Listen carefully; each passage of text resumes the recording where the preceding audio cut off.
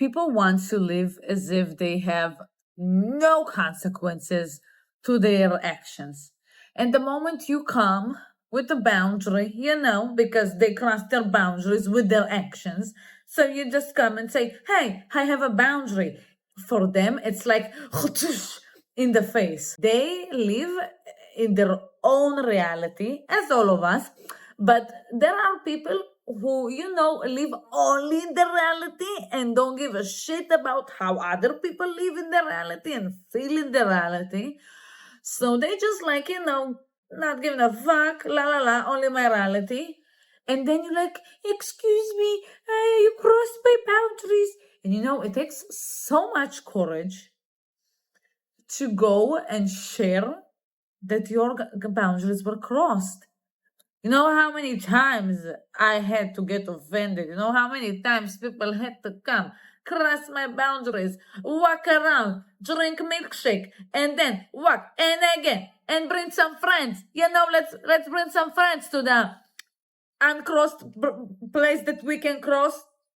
And when you had enough, you're like, okay, I'm not crossing their boundary.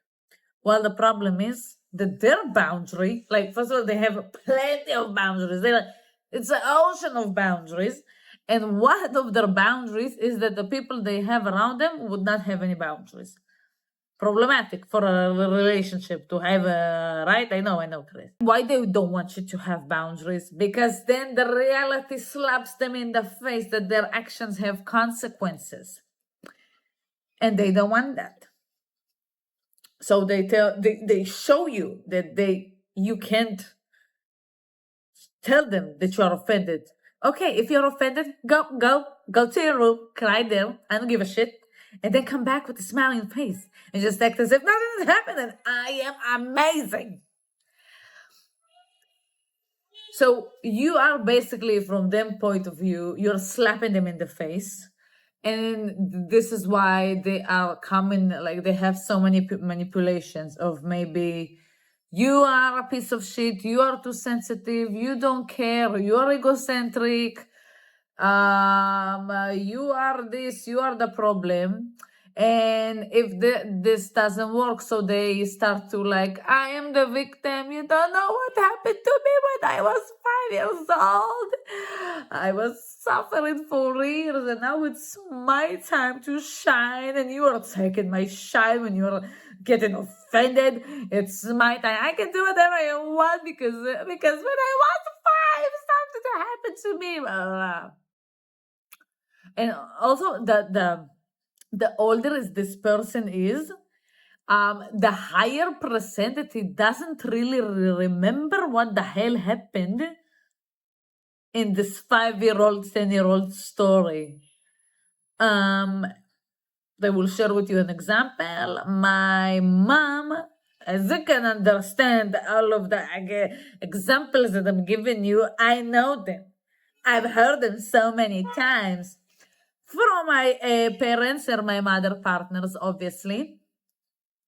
So my mom always would tell me when I was telling my mom, I was growing up, all of my life I was only in my room. I felt so alone.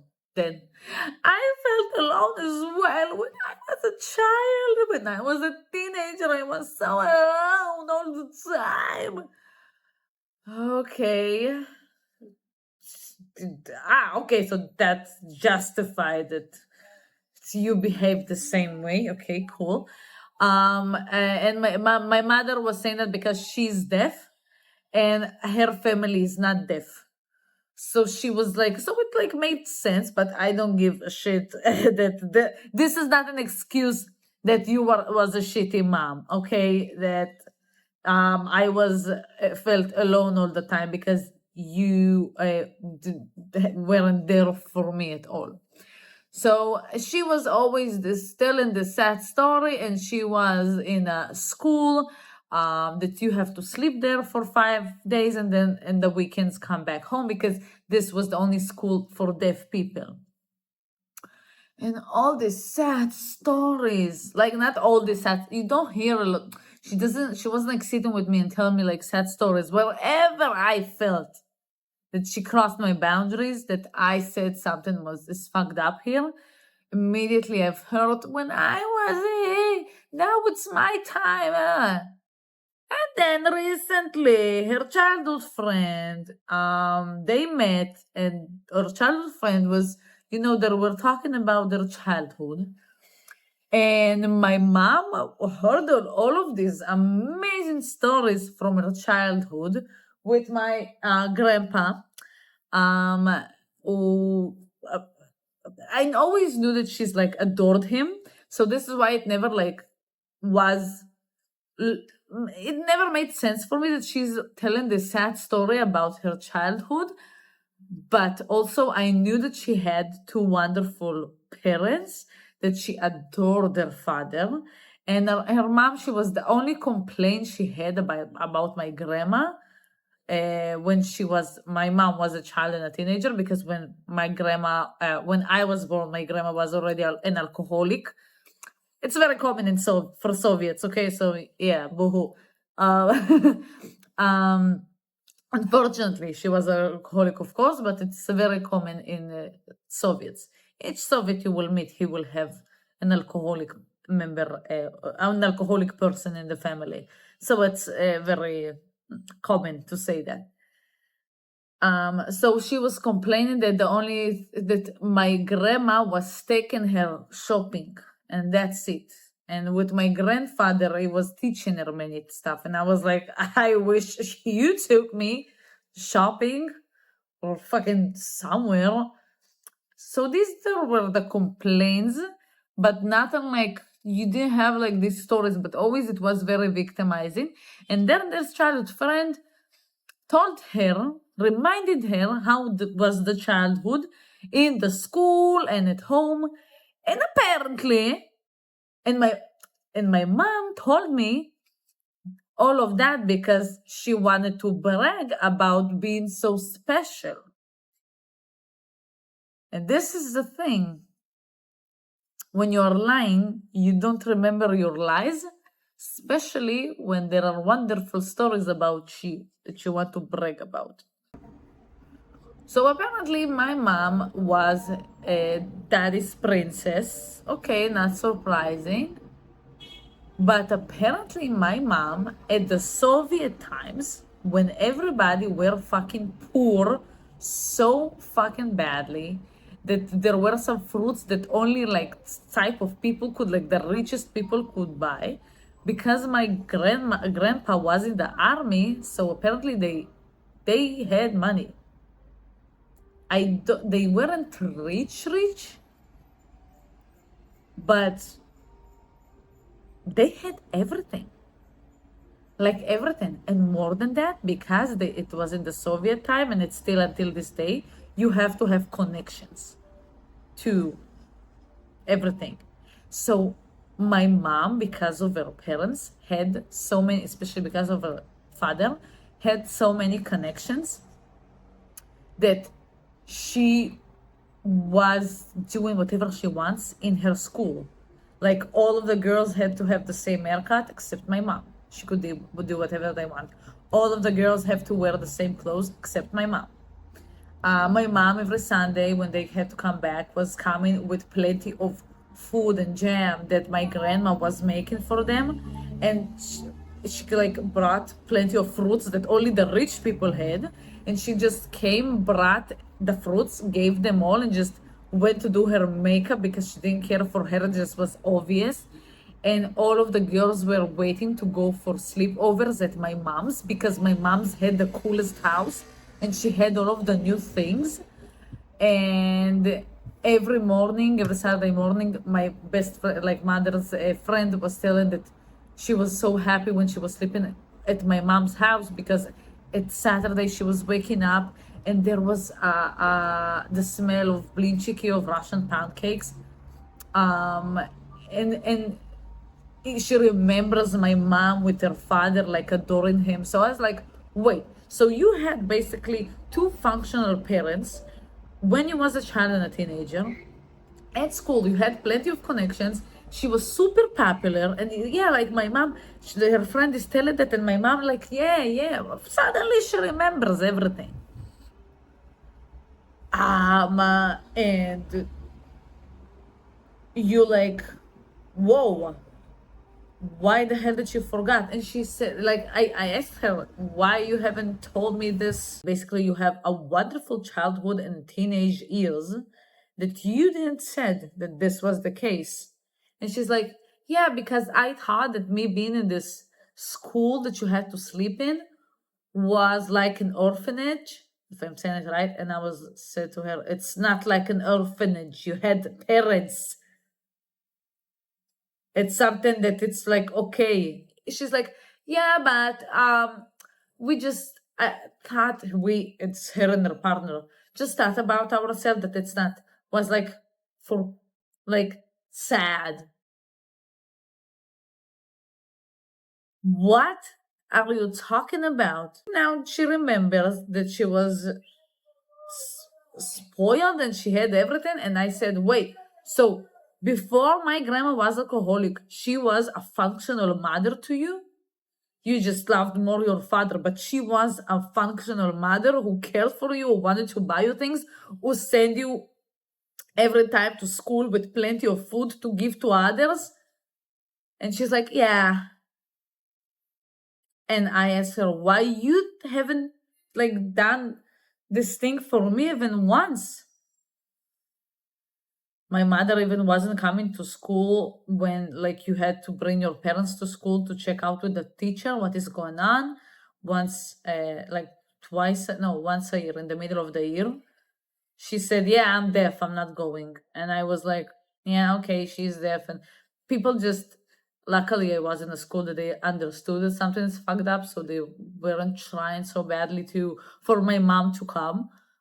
um and then I understood that she invented a story that she could ride on and excuse her behavior, while suddenly she had a wonderful childhood and teenage years. And she was, at times that people had nothing to eat. My mom considered, like, her friends saw her as rich. And my mom, like, and her friend was saying that. And my mom, like, yeah, it was normal to me. Like, I didn't knew what's going on with others because you weren't looking at how people react to you bringing jam to school that after one day jam is gone because people didn't have parents. Like, her best friend said that her parents sometimes couldn't take her back to home on weekends, so she was so happy because she was going to my mom's house. Like, her parents didn't give a shit about her. And my mom just wasn't even looking at other people. Not surprising at all. But here you see that a person, 50-year-old, was sharing a story, a sad story for years. And then, because in the lovely story, my mom presented it being so cool and lovable by everyone and so rich and so spoiled, so you want to brag about it. But she forgot that she told me a lot of other stories to shut me up, to make me ignore her painful actions towards me for years. Stupid, I know, right? This is what happens when you are lying and you are not. My mom lies lying all of forever. She was forever lying to everyone. And this is the problem. When you lie so much and for so many years, and this is how you know how to survive. Yes, you're drowning in lies, but you are not even aware of the lies anymore, that you will contradict yourself. So basically, I discover that the manipulations were lies. So I would ignore the consequences. So my mom could live however she wants, even if it's hurting me, without consequences by manipulating me. And I understand I'm not angry at myself because I understand that I've been taught to be manipulated since a very young age by all of the grown-ups I have around me. My father, my grandma from his side, my mother and her partner. All of them were only manipulating me all the time. Try to make me feel like shit, guilty. I just, it sounds crazy that you try to make a 5-year-old, a 10-year-old guilty for how you behave as a 30 something years old. Crazy. Like, I'm 28 years old. Would I blame a 10-year-old for my behavior? If I have to be a lunatic to do that? And yeah, this is what they are.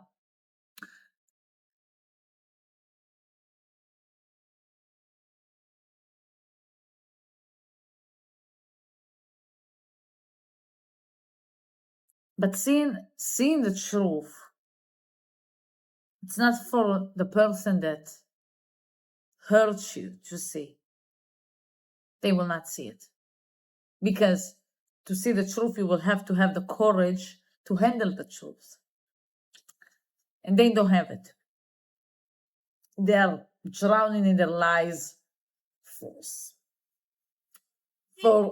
such a long time. They have no clue where is the shore. And you are not drowning in your lies. You could always swim through their lies, some part of you at least. The truth is for you. They will not accept it. They believe their lies, although they have so many, as I said, that contradicts themselves, and they just believe all of that to survive. Because this is when people say that this is the only thing I know, this is the only thing I knew, I did my best. Well, okay, your best, the only thing that you knew how to do, it's to lie. It's not an excuse. It's not like, okay, this is the only thing that you knew how to do. Okay, so fuck my boundaries. No. Okay, I understand that this is the only thing that you knew. And no. Nice. I'm out. Peace. It will not make me stay in a place that the person literally tells you, this is the only thing this is how I know to live. I know to live by only thinking about myself. I don't know how to think about you. And they like explain it and expect you to accept it and stay. Okay, no, this is what she knows. What she can do. No, okay, great for you. Have fun. Or not, I'm out. I'm still out. I am honored to see the truth, even if it's painful. And therefore, if I have the courage to see the truth, if you see the truth, it means that you have the courage to handle it. Handle it, it's to put the boundaries. It's to, from their point of view, slapping them in the face with reality. That they can't eat the cake and somehow the cake will still be full cake. And they used to live like that. There are people that acting around them as if it's okay. And then you show them that it's not okay. And they don't like it. They don't want you to have to show them there are consequences. But there are. And if they don't have the courage to do the sacrifices and they want to live as if everything is okay and make a show, but yeah, but that's fine. I'm fine.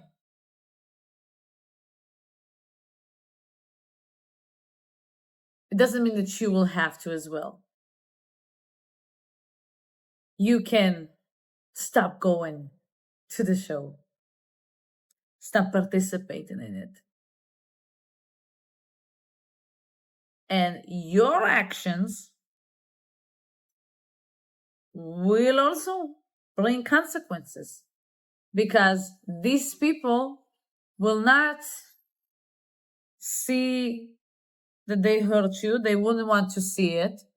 So they will try to manipulate you, and they will make you look like the bad guy. And it hurts because you're like, what the fuck? For years, you crossed my boundaries. Tack, tack, tack. Cross, did whatever you want. I have never crossed your boundaries. And here I'm just sharing with you how I feel, and that I had enough of you crossing my boundaries, and I am the fucking bad guy. Are you fucking serious? And what also helps, it doesn't try to find the logic in this type of people, in this behavior with this type of people. There is no logic. It doesn't make sense. Anything. If you will try to find the logic, you will go crazy. This is why I told my partner today that being around mad people will make you go mad, because they don't see themselves as mad. They see themselves as wonderful. This is how they live their life. And wherever you want to put some boundaries, whenever you have something to share, they will tell you, and I've heard this so many times when I was a teenager and a child, that you have to go to a shrink and you are the problem and you don't understand and you must accept. You literally go crazy. You literally think that you are the problem. And what is going on, it's okay. But it feels like shit. It's eating you alive. I was living with an anxiety for years. I couldn't breathe. My body showed me that it's not okay what is happening. The very young age of 16, 17, and then it got worse because I wasn't listening to it. And I was the problem. And they tell you to go to a shrink because the Soviets think that a shrink will say that you have to listen to your mother and father, and they know better than you. And you go back and do what they say. This is what they think that shrinks are here for. To tell you that you are not acceptable, your feelings are not acceptable. You need to listen to them. They know what's right. Those emotionally immature grown-ups and narcissists. From my perspective, I can tell you for sure, because I lived with those people for years. And yeah, you are not okay. So your actions will also have consequences, and it's scary. But it goes like to both ways. Because when you go and show them that their actions have consequences and they don't accept it, they will have a problem with your actions, and these are your consequences. And if people have a problem with your actions, and I'm saying that again, when you and like normal people, like if you are, and it's what I'm describing right now, but you want to do your actions is to say, hey, it hurts me. I want to take a step back, or I want to leave. And this is hurting other people, that by manipulation they try to make you stay and ignore it. That's not okay. And it's not okay about them. So it means that you can keep going, keep putting your boundaries. They already have their boundaries. You are the one who didn't have any boundaries until this day. And if both of you have your boundaries and they like don't go together, it's okay. It's okay. It doesn't mean that one of you have to let go of their boundaries. No, if you have boundaries and I have my boundaries, it doesn't mean that if they are not going together, it doesn't mean I have to sacrifice my boundaries or you have to sacrifice your boundaries. No. If our boundaries doesn't go together, so they doesn't go together. So we should not be together. Instead of want sacrificing their boundaries. No, never. Don't do that. Don't sacrifice your boundaries. But always remember that when you have a boundaries, meanings it's an action, you take an action. When you take an action, there will be a reaction. And it's okay, and you can deal with the reaction. And again, it's dedicated for the people who are like me. And if you're a narcissist and you're watching it, so it's not for you. And because I'm dedicated for the people who do feel guilty, who do have to have a lot of courage after years to put fucking one boundary. And then the boundary is that, hey, it's hurting me. And you are hurting me for so many times. Who don't want to lie anymore, who don't want to play the game. And you can deal with that. You can deal with this reaction. And you will have to make some sacrifices. But it's for you. Because if you will not think about yourself, this person will not do it for sure. And if you're around a person who not only doesn't think about you, but how you feel, this person is also hurting you and they know it and they excuse their behavior instead of taking responsibility and try to change it, especially as your parent. Because if it's your parent, it's fucked up. You have to think about yourself. Because if a person doesn't give a shit that he's crossing your boundaries, you have to give a shit. Don't let other people's behavior dictates how you should behave towards yourself. And no one knows better than you. If other people think that differently, it doesn't mean that they are right and you're wrong. It just means that you have different opinions. That's it.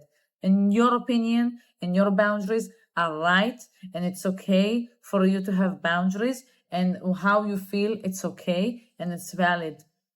Because it's also okay for you to get offended. It's also took me years to understand that I was always thinking that I'm offending everybody and I'm responsible for everyone. So I was always thinking about how everybody are feeling, and I just try to not get upset.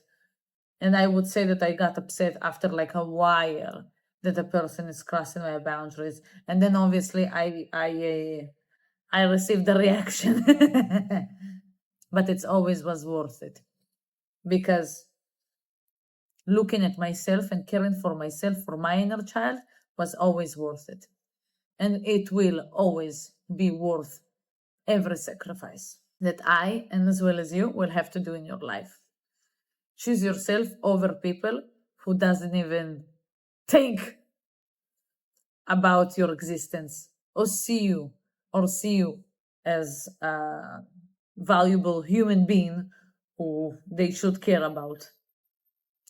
I hope that this video helped you today in some way. I would be so happy if you will help me and share this video and like, and or you don't have to do everything, but if you want you can. But subscribe and like and share your thoughts and share with everybody, you know, everyone. Just send it to everyone. Like that. Abundance. Thank you so much. I wish you a magical day, full of magical adventures and full of magical boundaries that will create some reactions that you have the courage to handle them.